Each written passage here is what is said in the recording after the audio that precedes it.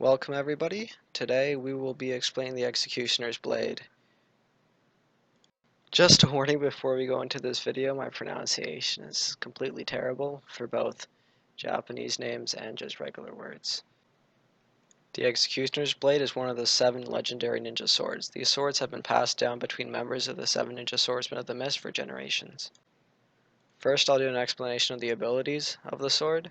So the Executioner's Blade has the ability to regenerate itself using the iron found inside of blood, meaning that if the sword is damaged during a fight, you can simply fix it by hacking into your opponent. Due to its considerable weight, only users with high strength and endurance can use it. Now we'll be going over the history of the blade. The first known user of the Executioner's Blade is Juzo Biwa. He was known for using it to cover the battlefield in blood, allegedly. In the anime, Juzo defects from the Hidden Mist and joins the Akatsuki. He is later killed by Yagura, hence the sword was brought back to the Hidden Mist village.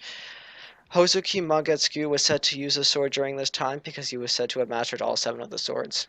Later on, the sword became the trademark weapon of Zabuza Momochi, who used it while he was part of the 7 ninja swordsmen. The sword then left the village when Zabuza deserted the village after his failed assassination attempt on the Mizukage. The sword remained with Zabuza until he died fighting Team 7 and Gato on the Great Naruto Bridge. The sword was then placed next to his grave. Okay, just in the anime, so anime only, the sword was taken by a mob boss. 3 years later, the sword was taken from the gangsters slash mob boss by Suigetsu Hozuki. Although this is anime only, and in the manga it was just simply retrieved by Suigetsu. The sword was used again during Taka's fight with Killer Bee. Killer Bee was not only able to use the sword momentarily to absolutely destroy Jugo, but he also managed to slice into a great portion of the blade, severely weakening it. When Taka later confronted the 4th Raikage at the 5 Kage summit, A managed to break the sword when he struck the same area that had already been damaged by Killer Bee. When Suigetsu was captured by the samurais, the Executioner's Blade was confiscated by them was not seen till Zabuza was reincarnated. The blade was shown to regenerate with each ninja that Zabuza cut down, with it finishing its restoration with a wound inflicted on Kakashi. Once Zabuza was defeated by Kakashi, Kakashi used the blade to defeat several reanimated ninjas, including some members of the 7 ninja swordsmen.